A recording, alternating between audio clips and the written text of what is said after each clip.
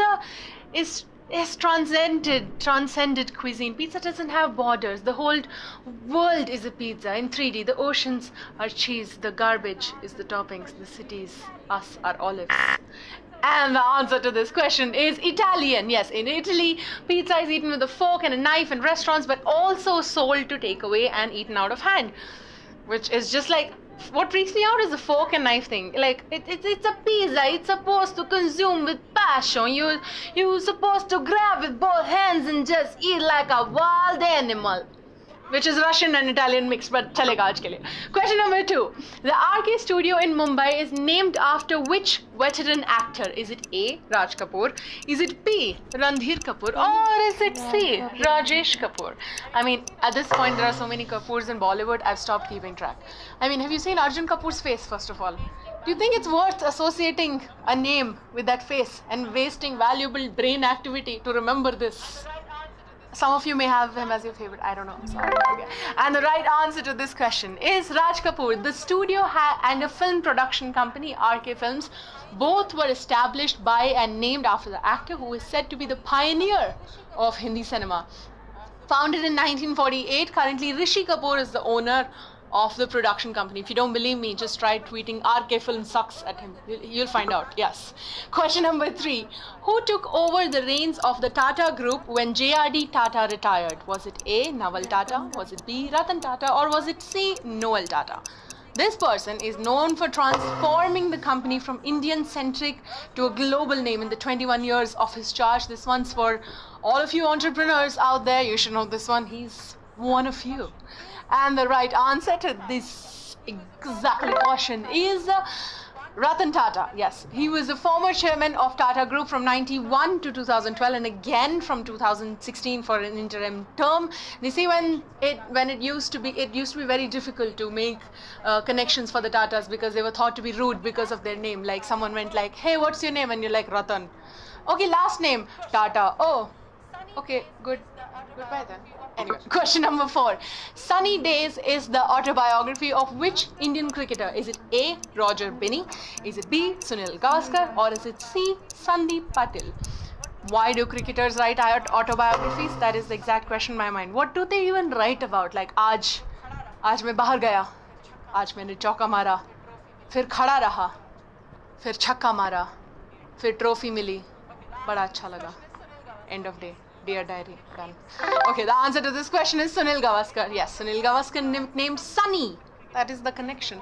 Is one of the most successful Indian cricketers who held the world record for most test centuries until it was broken by Tendulkar. He's written 4 books, not just one. I do think this book would have worked better if it was the title of Sunny Leon's biography, maybe. Just we're more familiar with that.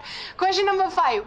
Which is the most populous continent in the world? Is it A. South America? Is it B. Asia? Or is it C. North America? This one I feel like it's a little too easy. I mean, 2 of these continents are not even trying to compete with the third one. It's alone got like the most populated countries in the world.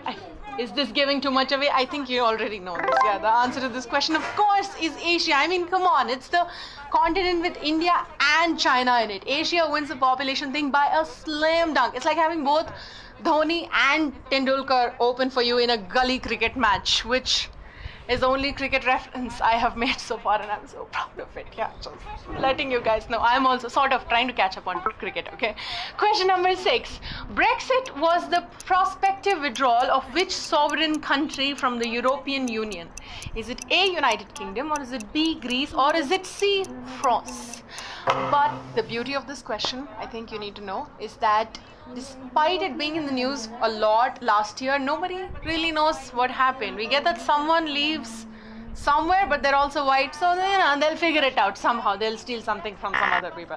And the answer to this question is United Kingdom. Brexit is the prospective withdrawal of UK from the EU on March 29, 2017. The UK government invoked an Article 50 of the Treaty of the European Union. It's also the 6th largest economy in the world and was the world's first industrialist economy and the world's foremost power during the 19th and early 20th. And right now it's just known for grumpy, mumbling people, bad weather, and a lot of tea.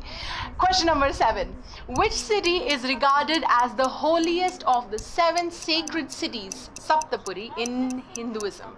Is it A. Varanasi? Is it B. Ujjain? Or is it C. Ahmedabad? I wonder which cities will be considered holy 2000 years from now, if that's how the system works, that is. I mean, I'm sure people living 2000 years ago didn't know that their city was going to be a holy city later, so we don't know what's going to be from 2000 years from now. And the right answer is Varanasi, yes, also called Banaras and Kashi. It's located on the banks of river Ganga in UP and is the holiest of the 7 sacred cities, Saptapuri, which I said. Tulsidas wrote his epic poem on Rama's life called Ramcharitamanas in Varanasi. Kabir and Ravidas were born here. I wonder if their traffic was as bad as ours back then. But dull question. So I'll move on to question number 8. Which military operation occurred in order to remove religious control over the Golden Temple? Was it A. Woodrose? Was it B. Blue Star? Or was it C. Black Thunder? Why do they give military operations code names? They're all already secret. Nobody outside the army even cares about it. This is just like boys wanting to be cool over and over again. It's just like we will call it like 5-star, Blue Star. Why not? Yeah. Okay, cool. The answer to this one is, yeah, Blue Star.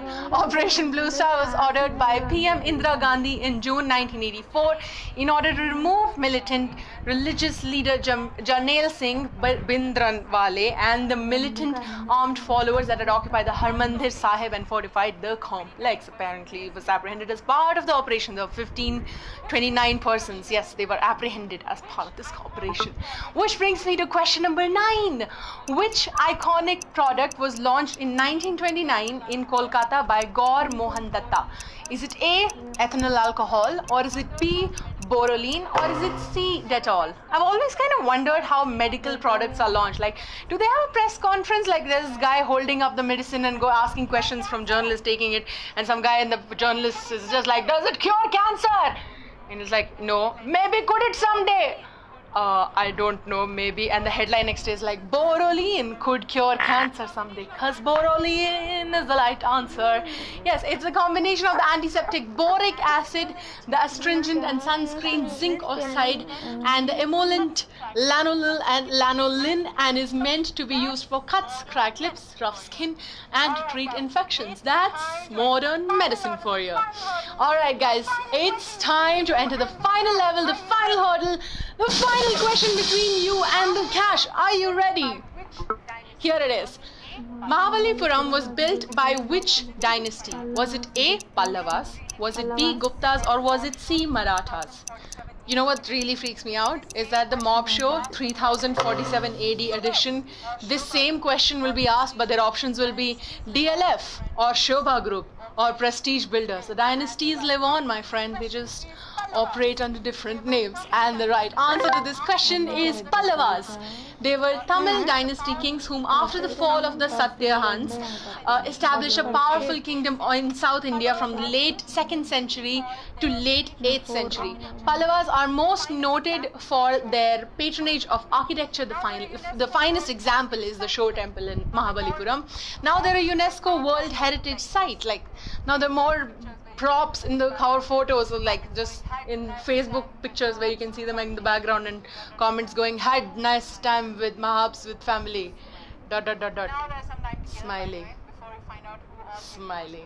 Now there's some time to kill, by the way, before we find out who all we have emerged, because it's just like calculating right now.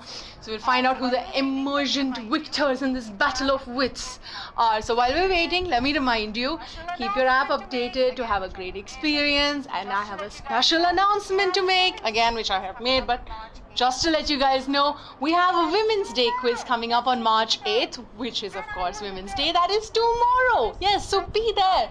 And I will be there with a themed quiz to spread some knowledge on women power and unleash my feminism on this show. Finally, was I a hidden feminist this whole time? Yes, I was. If you enjoyed today's show, head to the Play Store and rate us 5-star, please. Feel free to just, more feedback. Why not? Just let's find out what you think about us. And yeah, this is time for the winners. This is insane. You guys have outdone yourselves yet again. So many winners. It's just raining winners, except you're not falling out of the sky, which is great, which would be horrifying a little bit. What I'm trying to say is that this is a metaphor, but you know what is not a metaphor?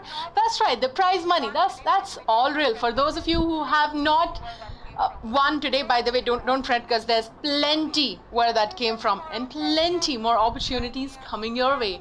We have 2 shows tomorrow, 4 p.m., another one at 9 p.m., and some surprise quizzes in between, so don't forget to come back. Please keep learning, keep earning, and waka waka eh.